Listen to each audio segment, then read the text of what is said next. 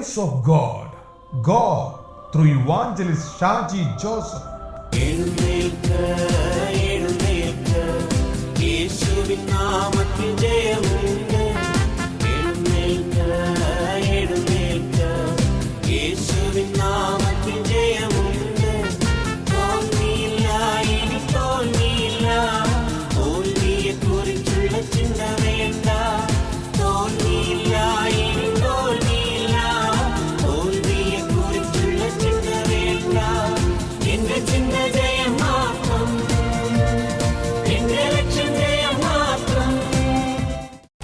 Welcome to the teaching ministry of evangelist Shaji Joseph. ജീവിതത്തിൽ വലിയ മാറ്റങ്ങൾ വരുത്തുന്ന ഈ ദൈവജന സന്ദേശം കേൾക്കുവാനായി വിശുദ്ധ വേദപുസ്തകവും നോട്ട് ബുക്കും എടുത്തുകൊണ്ട് ഇപ്പോൾ വരിക.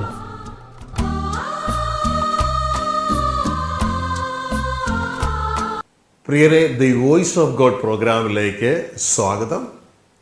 ഇന്ന് നമ്മൾ ചിന്തിക്കുവാൻ പോകുന്നത് ബൈബിളിലെ അതിപ്രധാനമായ ഒരു വിഷയമാണ് ഫോളോവിങ് ജീസസ്, യേശുവിനെ അനുഗമിക്കുക. മടക്ക യാത്രയിലാണ് നാം യേശുവിനെ അനുഗമിക്കുന്നത്. പുതിയ നിയമത്തിൽ മടക്കയാത്ര വളരെ പ്രാധാന്യമുള്ള വിഷയമാണ്.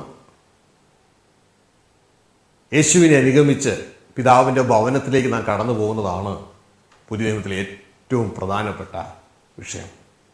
ഈ വിഷയത്തെ അനുഗമിച്ച് മറ്റെന്ത് നാം ചെയ്താലും അവസാനം നമ്മുടെ പ്രവൃത്തി ശൂന്യമായി തീരും. എന്നാൽ ഏറ്റവും പ്രധാനപ്പെട്ട ഈ മടക്കയാത്രയെ അവഗണിക്കാതെ നമുക്ക് തുടർന്നുള്ള സന്ദേശത്തിന് ചെവി കൊടുത്തുകൊണ്ട് നമ്മുടെ ജീവിതത്തിലേക്ക് അത് പകർത്തിയെടുക്കാം.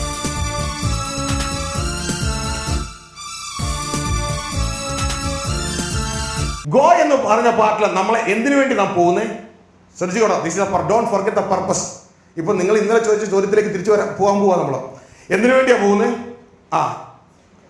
ഈ വായിച്ച മാർക്ക് 16:5 ഗോ എന്ന് പറഞ്ഞ പാട്ടിന്റെ വചനം 16:15 6:15. നിങ്ങൾ ഭൂലോകത്തിൽ ഒക്കെയും പോയി. ഇപ്പൊ ഫോളോ അല്ല, പോയി. ഗോ പോയി സകല സൃഷ്ടിയോട് സുവിശേഷം പ്രസംഗിപ്പിൻ. ഇനി എന്തിനാ പ്രസംഗിക്കണേ? അതിന്റെ പർപ്പസ് അവിടെ ഇല്ല. അടുത്തതിലുണ്ട് മത്തായി 28:18-20 നോക്കില്ല.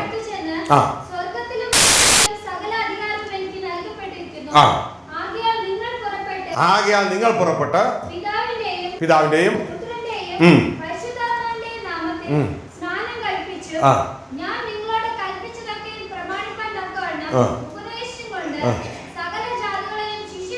സകല ജാതികളെയും ആരാ ശിഷ്യൻ? ദ വൺ ഹു ഫോളോ അനുഗമിക്കുന്നവനാ ശിഷ്യൻ. ശിഷ്യൻ എന്ന് വെച്ചാൽ അനുഗമിക്കുന്നവൻ. നിങ്ങൾ പോകുന്നതിനാ? അനുഗമിക്കുന്നവരെ ഉണ്ടാക്കാനാണ് നിങ്ങൾ പോകുന്നത്.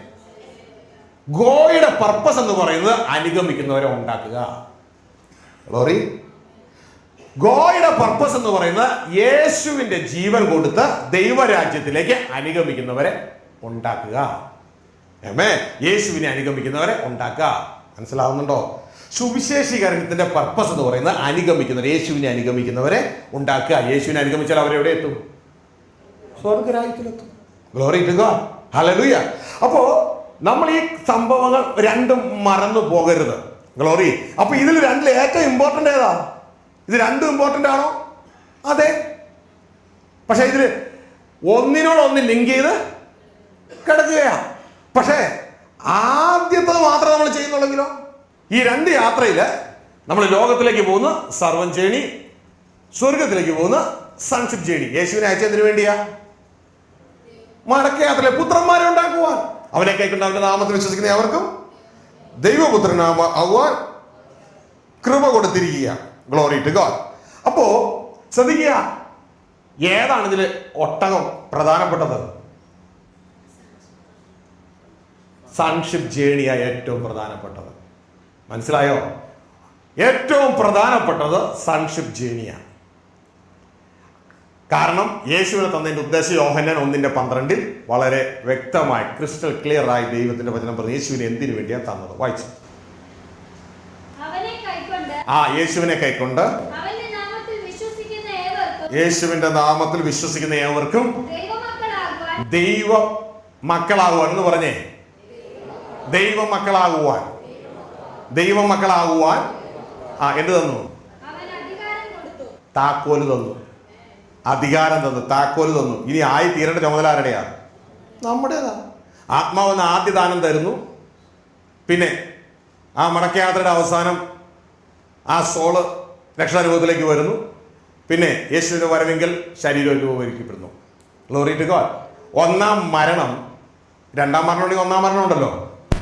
ഒന്നാം മരണം സാവധാനമാണ്. ആരംഭിച്ചത് ഏതും തോട്ടത്തിലാണ്. അമ്മേ. പിന്നെ 930 വർഷം കഴിഞ്ഞപ്പോൾ ശരീരവും തുറന്ന് ദേഹി മരിച്ചു. ഇതേപോലെ വീണ്ടും ജനനം അല്ലെങ്കിൽ രണ്ടാം ജനനം. വീണ്ടും ജനനം എന്ന് പറയുമ്പോൾ വീണ്ടും എന്ന് പറയുമ്പോൾ എത്രാമത്തെയാ? രണ്ടാമത്തെയാ. രണ്ടാം ജനനവും സാവകാശമാണ്. ഒന്നാം മരണം സാവകാശമാണ്, രണ്ടാം ജനനവും സാവകാശമാണ്. ആദ്യം നമ്മുടെ ആത്മാവ്, ആദ്യദാനമായ ആത്മാവ് വീണ്ടും ജനിച്ചു. ആമേൻ. കാരണം മരിച്ചാലേ ജനിക്കൂ. തുടർന്ന് മടക്കയാത്രയിൽ നമ്മുടെ സോള്, നമ്മുടെ ആ ജഡരൂപത്തിലുള്ള ആ ചതിമോങ്ങളെ വഷളായി പോകുന്ന മനുഷ്യൻ ഡേ ബൈ ഡേ മരിക്കണം. എത്രത്തോളം മരിക്കുമോ അപ്പത്രത്തോളം ഉയർത്തെഴുന്നേൽപ്പാ. മനസ്സിലാവുന്നുണ്ടോ? അപ്പോൾ ശരീരം എന്തുകൊണ്ടാ ഉയർത്തെഴുന്നേൽക്കാൻ? ശരീരം മരിച്ചിട്ടില്ല. ഏമേ. ശരീരം ഒന്ന് മരിക്കാൻ, ആ ശരീരം ഉയർത്തെഴുന്നേൽക്കാൻ തയ്യാറായി, റെഡിയായി. മരിച്ചാലേ ഉയർത്തെഴുന്നേൽക്കൂ. ഗ്ലോറി. അപ്പോൾ ഒന്നാം മരണം സ്റ്റെപ്പ് ബൈ സ്റ്റെപ്പാ, രണ്ടാം ജനനവും സ്റ്റെപ്പ് ബൈ സ്റ്റെപ്പാ. Glory to God. ആദ്യദാനം ആത്മാവാണ്. ആ യാത്രയുടെ അവസാനം സാൽവേഷൻ ഓഫ് ദ സോൾ, നമ്മുടെ ദേഹി രക്ഷിക്കപ്പെടുന്നു. തുടർന്ന് യേശു ക്രിസ്തുവിന്റെ വരവെങ്കിൽ ഇതാ ശരീരവും അതേ രൂപത്തിലേക്ക്, അസ്വർഗീയ രൂപത്തിലേക്ക് കടന്ന് വരുവാനായിട്ട് ഇടയാകും. മരണം എന്ന ശുശ്രൂഷയ്ക്ക് വളരെ പ്രാധാന്യമുണ്ട്. മരിക്കാതെ ജനിക്കാൻ പറ്റത്തില്ല, മരിക്കാതെ വീണ്ടും ജനിക്കാൻ പറ്റത്തില്ല. Glory to God. അപ്പോൾ ഈ രണ്ട് കാര്യങ്ങൾ ഇവിടെ നിൽക്കുമ്പോൾ പ്രിയ ദൈവജനമേ, തുടർന്ന് ഞാൻ കണ്ടത് എന്നാണെന്നറിയാമോ? ദാ ഒരു ഷൂ ഊരിക്കളഞ്ഞിരിക്കുന്നു. എൻ്റെ കാലിൽ ഒരു ഷൂ ഇല്ല. ഇത് കണ്ടപ്പോഴാണ് ഞാൻ വെപ്രാളപ്പെട്ടത്. ഞാൻ വണ്ടിയുടെ അടുത്തേക്ക് ഓടിയത്. അതായത് ഒട്ടകം സൺഷിപ്പ് ജേണി അതിനെ എടുത്തു കളഞ്ഞു. സൺഷിപ്പ് ജേണിയെ എടുത്തു കളഞ്ഞു. കാരണം അത് പിശാചി വെബിട്ടങ്ങ് മൂടി, തൻ്റെ വെബിട്ട് മൂടി. കാരണം അതിന് വില കൊടുക്കണം. മനുഷ്യഹൃദയങ്ങൾക്ക് മരിക്കാനൊന്നും താല്പര്യം ഇല്ല, അതിന് വില കൊടുക്കണം. സ്വയത്തെ ത്യജിക്കാനൊന്നും താല്പര്യമില്ല. നമ്മൾ വായിച്ച ലൂക്ക് 9:23 യേശു പറയുന്നുണ്ട്, നിങ്ങൾ എന്നെ അനുഗമിക്കാൻ ഇച്ഛിച്ച 2 കണ്ടീഷനുണ്ട്. എന്താ കണ്ടീഷൻ അറിയാമോ? ആര് തന്നെ കുഞ്ഞെ, നിന്റെ സാമ്രാജ്യത്തെ ത്യജിക്കണം. മനുഷ്യന്റെ കിങ്ഡം അങ്ങ് മാറ്റണം. മനുഷ്യന്റെ കിങ്ഡം മാറ്റാൻ പിശാചിന്റെ കിങ്ഡം മാറ്റണം. മനസ്സിലായോ? നീ ഒന്ന് വായിച്ചു കുഞ്ഞെ.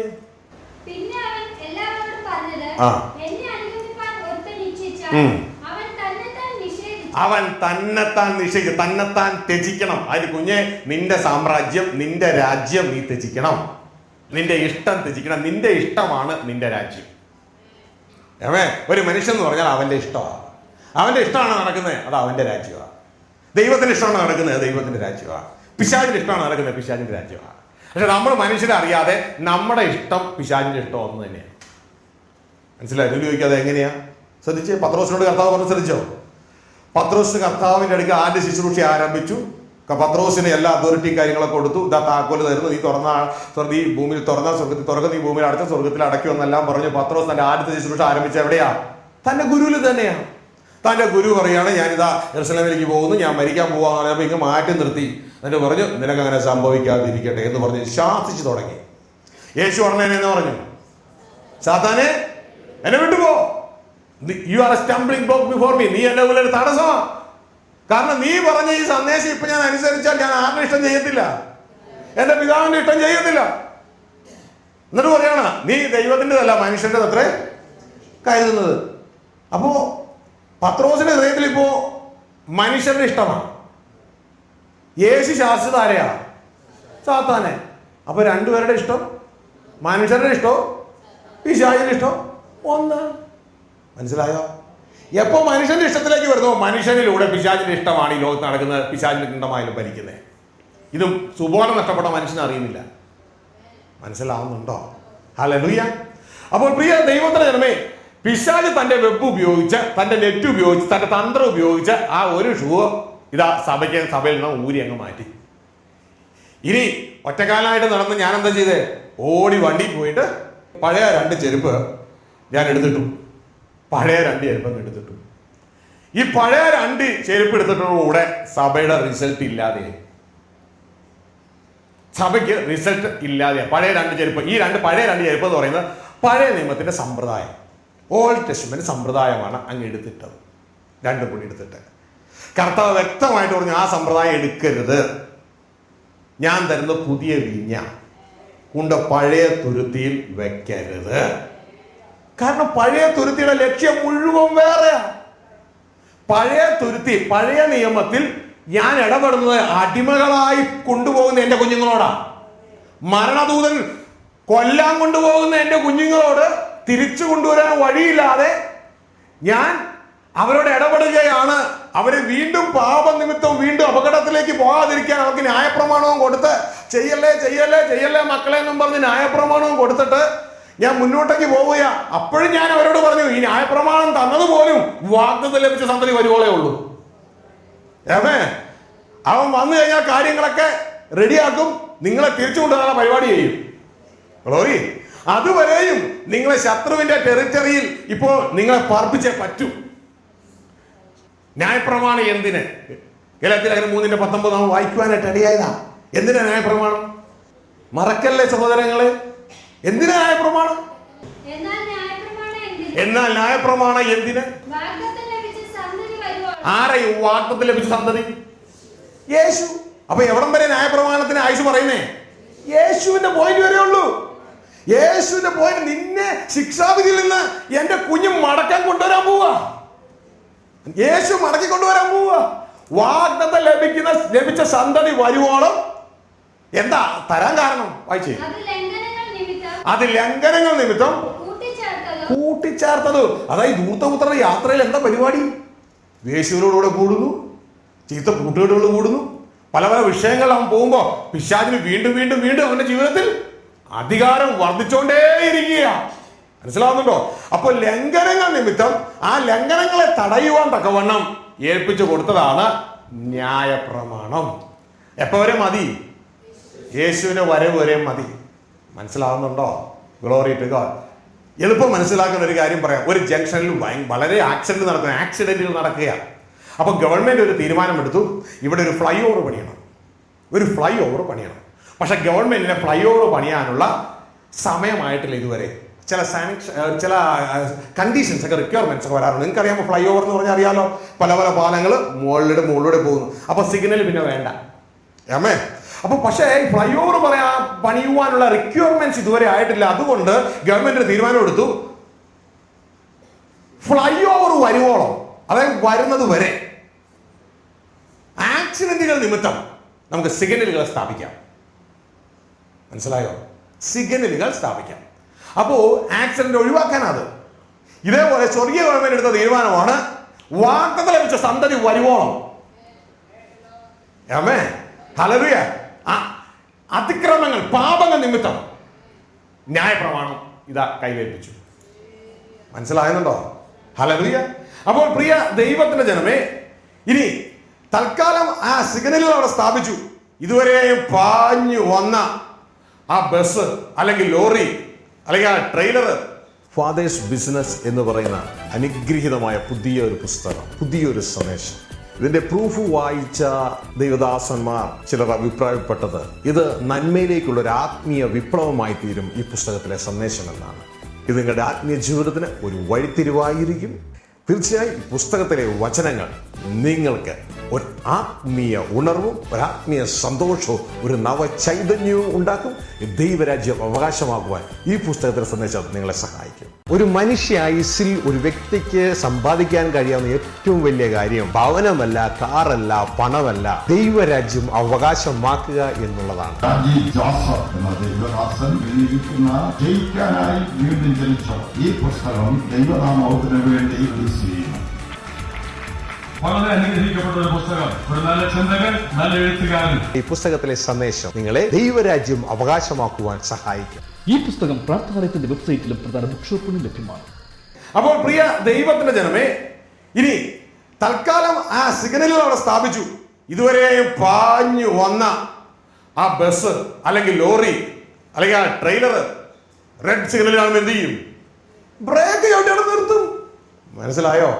ഇതേപോലെ നുണ പറയുവാൻ പോകുന്ന ഒരു വ്യക്തി ഉടനെ തന്നെ ഈ ദൈവത്തിനെ സ്നേഹിക്കുന്ന, ദൈവത്തെ ഇഷ്ടപ്പെടുന്ന ഒരു വ്യക്തിയാണ് എങ്കിൽ ഈ ന്യായപ്രമാണം വരുമ്പോ നുണ പറയരുത്, ബോഷ്ക്ക് പറയരുത്, ഒരു ബ്രേക്ക് ഇടും. മനസ്സിലായോ? ചിലത് ബ്രേക്ക് ഇട്ടാലും കിട്ടാതെ പോവുകയും ചെയ്യും. മനസ്സിലായോ? ഹല്ലേലൂയ. പലയിടത്തും ആക്സിഡന്റ് നടക്കണം. എന്തുകൊണ്ടാ? ബ്രേക്ക് ഇടും, പിടുത്തം കിട്ടുന്നില്ല, പോയി ഇടിയ ലോറി. ഇതേപോലെയാണ് ന്യായപ്രമാണത്തിന് ആ കഴിയാത്തതിനെ സാധിപ്പാനാ, സിഗ്നലിന് കഴിയാത്തതിനെ സാധിപ്പാനാ ഫ്ലൈ ഓവർ വരുന്നത്. മനസ്സിലാവുന്നുണ്ടോ? ഹല്ലേലൂയ. ഫ്ലൈ ഓവർ യേശു ക്രിസ്തു 2000 വർഷങ്ങൾക്ക് മുമ്പ് വന്നു. മനസ്സിലായോ? ഹല്ലേലൂയ. ഇനി സിഗ്നൽ വേണോ? ഇതാ ഇനി സുഖമായിട്ട് ഫ്ലൈ ഓവറിൽ കൂടി സംഭവം നടക്കാം. മനസ്സിലാവുന്നുണ്ടോ? പക്ഷെ ഇത് ചിലവര് ലൈസൻസ് ആക്കി എടുത്തു പാവം ചെയ്യാൻ. അവിടെയാണ് ദൈവത്തെ കളിപ്പിക്കുന്ന രീതിയിലേക്ക് കടന്നു വന്നേക്കണേ. നോ, ആ ഫ്ലൈ ഓവറിൽ കൂടി പോകുമ്പോഴും ഇതാ ആക്സിഡന്റ് ഇല്ലാണ്ട് പോവുക. പക്ഷേ ഒരു കാര്യമുണ്ട്, അപ്പോഴും ഗവൺമെന്റിന്റെ നിയമത്തിന്റെ കീഴിൽ തന്നെയാണ്. ഇപ്പോഴും സ്വർഗീയ ഗവൺമെന്റിന്റെ ലോ ഓഫ് ദ സ്പിരിറ്റിന്റെ കീഴിലാ സഭ. സിഗ്നൽ ഇല്ലെന്നേ ഉള്ളൂ, ന്യായപ്രമാണ അക്ഷരം ഇല്ലെന്നേ ഉള്ളൂ, ആത്മാവിന്റെ നിയമത്തിന്റെ കീഴില. മറക്കരുത്, അമ്മേ മറക്കരുത്. അത് മറന്നാ കുഞ്ഞാ നിന്റെ ജീവിതത്തിൽ റിസൾട്ട് ഉണ്ടാവില്ല. ഹല്ലേലൂയ. അപ്പോൾ പ്രിയ ദൈവത്തിന്റെ ജനമേ, നാം അവിടെ മനസ്സിലാക്കേണ്ടത് ആ പഴയത് തന്നെ പോയി, ആ പഴയത് തന്നെ പോയിട്ടു റീപ്ലേസ്. അതായത് ഗോ എന്ന് പറയുന്ന പാട്ടിന് പകരം അത് എന്ത് ചെയ്യുന്നറിയാമോ? Replace Jesus method of evangelization into Pharisees type. പരീശന്മാരുടെ മെത്തേഡിലെ സുവിശേഷമായി. ഈ പരീശന്മാരുടെ മെത്തേഡ് സുവിശേഷം എന്ന് പറയാൻ എന്നറിയാമോ? ജീസസ് മെത്തേഡിൽ നമുക്ക് ഗോ എന്തിന്, അതായത് പോകുന്ന എന്തിനു വേണ്ടിയാ? What is the purpose? ആ ശിഷ്യന്മാരെ, അതായത് ഫോളോവേഴ്സിനെ ഉണ്ടാക്കാൻ. മനസ്സിലാവുന്നുണ്ടോ? എന്നാൽ ഫാരിസി ടൈപ്പ് ഇവാഞ്ചലൈസേഷന് എന്താ ഉണ്ടാക്കണമെന്ന് അറിയാമോ? മതക്കാരെ ഉണ്ടാക്കും, മതക്കാരെ ഉണ്ടാക്കും. ആമേൻ. ഹല്ലേലൂയ. വായിച്ചേ മത്തായി 23:14-15. യേശു പേരിട്ട് എങ്ങനെ ഉണ്ടോ? ഓമന പേര് ദേവദാസന്മാർക്ക്. കപടഭക്തിക്കാരായ ശാസ്ത്രിമാരും പരീക്ഷന്മാരുമായുള്ളവരെ നിങ്ങൾക്ക് ഹാ കഷ്ടം, നിങ്ങൾ ഒരുത്തനെ ഇവിടെ ഫോളോവേഴ്സിന് ഉണ്ടാക്കിയല്ല, മതത്തിൽ ചേർക്കുക, മതത്തിൽ ചേർക്കുക. ഒന്ന് ചിന്തിച്ചു നോക്കിയ ഇന്നത്തെ ഇവാഞ്ചലൈസേഷൻ ആ രീതിയിലായി പോയില്ലേ? മതത്തിൽ ചേർക്കുക, കൂട്ടാക്കുക, ഞങ്ങളുടെ കൂട്ടത്തിലാക്കുക, മതത്തിൽ ചേർക്കുക. എന്തായി കർത്താവിന്റെ ലക്ഷ്യം? ഇവനെ ഒരു ഫോളോവർ ആക്കി തീർക്കുക, കർത്താവിനെ അനുഗമിക്കുന്നവനാക്കി തീർക്കുക. അവൻ വളരെ ചുരുക്കം ദൈവദാസന്മാർ, ഈ വെളിപ്പാട് കിട്ടിയവർ ലോകത്തിൽ ഏതൊക്കെയോ കോണിൽ ചെയ്യുന്നുണ്ട്. നന്നായി. ഗ്ലോറി. ഹല്ലേലൂയ. മറ്റുള്ളവരൊക്കെ മതക്കാരുണ്ടാക്കുക, പഴയ രീതിയിൽ, ആ ഫാരിസി രീതിയിൽ മതക്കാരെ ഉണ്ടാക്കുക. വായിച്ച സഹോദരി. കടലും കരയും ചുറ്റി നടക്കുന്നു. അപ്പൊ ആളുകളെ ഇവർക്ക് കിട്ടുന്നുണ്ടോ? കിട്ടുന്നുണ്ട്, കിട്ടുന്നുണ്ട്. ചേർന്ന ശേഷമോ അവരെ നിങ്ങളെക്കാൾ ഇരട്ടിച്ച നരയോഗ്യരാക്കി തീർക്കുന്നു. എന്റെ ദൈവമേ, ഇതാരുടെ കാഴ്ചപ്പാടാ? ഞാനും നിങ്ങൾ നിൽക്കാൻ പോകുന്ന ന്യായാധിപനായ യേശു ക്രിസ്തുവിന്റെ കാഴ്ചപ്പാട്. ആ തിരുമുമ്പിലാണ് നാം നിൽക്കാൻ പോണേ. മനസ്സിലായോ? ഹല്ലേലൂയ. അപ്പൊ നാം എന്താക്കി തീർക്കുന്നു? ഫോളോവേഴ്സ് ആക്കി തീർക്കുന്നുവോ അതോ മതക്കാരനാക്കി തീർക്കുന്നുവോ? ഞാൻ 28 പേരെ കഴിഞ്ഞ ദിവസം സ്നാനപ്പെടുത്തി ബ്രദർ. എന്നിട്ട് ഇനി അവർ കൈ അടിച്ചങ്ങനെ പൊക്കോളൂ. See, this is what happening today. Hallelujah. ഇതാ സംഭവിക്കുന്നത്. ഇതല്ല സംഭവിക്കേണ്ടത്. ഇവർ കർത്താവിനെ അനുഗമിക്കുന്നവരായി തീരണം. ഞാൻ നിങ്ങളോട് കൽപ്പിച്ചതിൽ ചിലതൊക്കെയും അല്ല, ഞാൻ നിങ്ങളോട് കൽപ്പിച്ചതൊക്കെയും പ്രമാണിക്കാൻ തക്കൊണ്ട് ഉപദേശിച്ചുകൊണ്ട് ഇവരെ എന്റെ ഡിസൈപ്പിൾസ്, എന്റെ ഫോളോവേഴ്സ് ആക്കി തീർക്കണം. ഇതാ കൽപ്പന. ഹല്ലേലൂയ. ഗ്ലോറി. ഒന്ന് ചിന്തിച്ച് അവനവനിലേക്ക് തന്നെ, ഞാനൊരു ഫോളോവർ ആണോ അല്ലേ? ഒന്ന് ചിന്തിച്ച്. ഇനി അടുത്തത് മറ്റേ കാല്, ഫോളോ ചെയ്യാനുള്ള കാല്. മറ്റേ ഗോയുടെ കാലാണ് മതക്കാരെ ഉണ്ടാക്കിയത്, ഫോളോവേഴ്സിന് പകരം മതക്കാരെ ആക്കി. ഇനി കർത്താവിനെ പിന്തുടരാനുള്ള കാല്, മടക്കയാത്രയ്ക്കുള്ള കാലം എന്നാക്കിയെന്നറിയാമോ? കർത്താവ് പറഞ്ഞു സീക്ക് ദ കിങ്ഡം, ദൈവരാജ്യം അന്വേഷിക്കാൻ. ദൈവരാജ്യം അന്വേഷിക്കുക എന്ന് പറഞ്ഞാൽ ഇന്നലെ മനസ്സിലാക്കില്ല. എന്താ ദൈവരാജ്യം അന്വേഷിക്കുക? എന്താ ദ്രമ അന്വേഷിക്കുക എന്ന് പറഞ്ഞാൽ എന്തുവാ? ദ്രമയുടെ അടുത്തേക്ക് ചെല്ലുക. ആടിനെ അന്വേഷിക്കുക എന്ന് പറഞ്ഞാൽ എന്താ? ആടിന്റെ അടുത്തേക്ക് ചെല്ലുക. ദൈവരാജ്യം അന്വേഷിക്കുക എന്ന് പറഞ്ഞാൽ എന്തുവാ? ദൈവരാജ്യത്തിന്റെ അടുത്തേക്ക് ചെല്ലുക. അതാണ് മടക്കയാത്ര. Glory to God. നാം ഇവിടെ മനസ്സിലാക്കേണ്ടത്, അതിനെ മാറ്റിയിട്ട് ദൈവരാജ്യം അന്വേഷിക്കുന്നതിനെ റീപ്ലേസ് ചെയ്തു ബൈ സീക്കിംഗ് എർത്തിലി കാനാൻ. പഴയ നിയമത്തിൽ അന്വേഷിക്കുന്നത് എന്താ? ഭൂമിയിലെ കാനാൻ ദേശമാണ്. മനസ്സിലാവുന്നുണ്ടോ? Glory to God. ദൈവം പഴയ നിയമത്തിൽ പുതിയ നിയമത്തിൽ ചെയ്യാൻ പോകുന്നതിന്റെ ഒരു നിഴൽ അവതരിപ്പിച്ചു. കാരണം എന്റെ ഒറിജിനൽ, അതായത് ഈ പഴയ നിയമം ബ്ലൂ പ്രിന്റാ, പുതിയ നിയമം കൺസ്ട്രക്ഷനാണ്. Glory, hallelujah. അപ്പോൾ പുതിയ നിയമത്തിൽ എന്തെങ്കിലും സംശയം ഉണ്ടെങ്കിൽ നമുക്ക് പഴയ നിയമത്തിൽ നിഴലിൽ നിന്ന് നോക്കാം, ഉറപ്പിക്കാം. Glory to God. മോശയുടെയും ജോഷുവയുടെ ശുശ്രൂഷ നമുക്ക് യേശുവിന്റെയും പരിശുദ്ധാത്മാവിന്റെ ശുശ്രൂഷയുടെ കാണാൻ പറ്റും. മനസ്സിലാവുന്നുണ്ടോ? Glory to God. അപ്പോൾ പഴയ നിയമത്തിലെ ആ അവസ്ഥ, ആ കനാൻ ദേശം, ഭൂമിയിലെ താൽക്കാലിക കനാൻ ദേശം അന്വേഷിക്കുന്ന ആ രീതിയിലേക്ക് തന്നെ ഇതങ്ങ് മറിഞ്ഞു. ആ രീതിയിലേക്ക് കടന്നു വന്നു. നിത്യമായ ദൈവരാജ്യം അന്വേഷിക്കുന്നതിന് പകരം താൽക്കാലികമായ ലോകം അന്വേഷിക്കാനായിട്ട് തുടങ്ങി. സംഭവം തിരിഞ്ഞു. രണ്ടും പഴയ നിയമത്തിന്റെ സ്റ്റൈൽ എടുത്തിട്ടു. രണ്ടും. അപ്പൊ സുബോധമില്ലാത്ത ജനം നോക്കുമ്പോൾ ഇതെന്താ? ഇതാണ് ഭക്തി, ഇതാണ് ഭക്തി. എന്നിട്ട് ഇവരെ എവിടെ ചെന്ന് നിൽക്കാൻ പോണേ? യേശുവിന്റെ സിംഹാസനത്തിന് മുമ്പ് ചെന്ന് നിൽക്കുമ്പോ ഇതെല്ലാം ഈ രണ്ട് കൂട്ടരും പുറത്ത്. രണ്ട് കൂട്ടരും അവിടെ പുറത്താകുവാനായിട്ട് ഇടയാകും. Glory to God. വായിച്ച് മത്തായി 6:33 വായിച്ച്. യേശു പറയാണ്, മുമ്പേ ലോകം അന്വേഷിക്കുന്നത് കണ്ടിട്ട് യേശു പറയുക, മുമ്പേ ദൈവരാജ്യം അന്വേഷിപ്പിൻ, അതോടുകൂടെ പാക്കേജ്, അതോടുകൂടെ ഇതൊക്കെ നിങ്ങൾക്ക് കിട്ടും. അതിന്റെ അർത്ഥം മനുഷ്യരുടെ മനസ്സ് എങ്ങോട്ട് പോയി? ഇതൊക്കെയിലേക്കും പോയി, ഇതൊക്കെയിലേക്കും പോയി, ലോകത്തിലുള്ളതിലേക്കേ പോയി. അപ്പൊ യേശു പറഞ്ഞു കൊടുക്കുക, മക്കളെ അങ്ങനെയല്ല, മുമ്പേ ദൈവരാജ്യം അന്വേഷിക്കുക, അപ്പോൾ നിനക്ക് ലോകത്തിൽ വേണ്ടതും ദൈവം ഒരുക്കിയത് നിനക്ക് കിട്ടും. ഗ്ലോറി. മെത്തേഡ് പറഞ്ഞു കൊടുത്തു. Glory, hallelujah. ആ മെത്തേഡ് എങ്ങനെയാ? ചുമ്മാ നമ്മൾ ബൈബിൾ എടുത്ത് ലോകം നടക്കുന്നതല്ല. മടക്കയാത്രയിൽ ഓരോ കാലുകളും നമ്മൾ വെക്കുന്നത് ഓരോ സ്വിച്ചാ. മനസ്സിലായോ? ഓരോ സ്വിച്ചാ. ഓരോ പ്രാവശ്യവും നമ്മൾ വെക്കുമ്പോൾ നമ്മുടേതായ ആ കോളിംഗ് നിവൃത്തിയാക്കുവാനുള്ള ക്രമീകരണങ്ങൾ ദൈവം നമുക്ക് റിലീസ് ചെയ്തുകൊണ്ടേയിരിക്കും. ഗ്ലോറി. അപ്പോൾ ഇനി ഈ മടക്കയാത്രയിൽ ദൈവം നമുക്ക് തരാൻ പോകുന്നത് കനാൻ ദേശമാണോ? വായിച്ചേ, ലൂക്ക് ചാപ്റ്റർ 12:32. Very importance. ചെറിയ ആട്ടിൻകൂട്ടമേ ഭയപ്പെടരുത്. അപ്പൊ ദൈവത്തിന്റെ കാഴ്ചപ്പാടില് ദൈവരാജ്യം അവകാശമാക്കാൻ പോണ ഒരു മെഗാ കൂട്ടമാണോ? അല്ല, ചെറിയ കൂട്ടേ ഉള്ളൂ. മനസ്സിലായോ? ഹല്ലേലൂയ. അതുകൊണ്ട് നമുക്ക് അതിശയിക്കാനില്ല. Glory, hallelujah. ആള് പറഞ്ഞാൽ അതിശയിക്കാനില്ല. ദൈവത്തിന്റെ കാഴ്ചപ്പാട് ചെറിയ കൂട്ടമേ ഉള്ളൂ. ദൈവം ശരിക്കും ഫിൽട്ടർ ചെയ്ത് എടുക്കത്തുള്ളൂ. 32,000 ഗിദെയോനോട് യുദ്ധത്തിനുണ്ടെന്നുണ്ടെങ്കിലും ദൈവം ഫിൽട്ടർ ചെയ്ത് എടുത്ത് അവസാനം 300 പേരായിട്ട് കുറയും. നന്നായിട്ട് ഫിൽട്ടർ ചെയ്യുന്ന ആളാ ദൈവം. പ്രസംഗത്തിലൂടെ തന്നെ ആളുകളെ പറഞ്ഞു വിടും.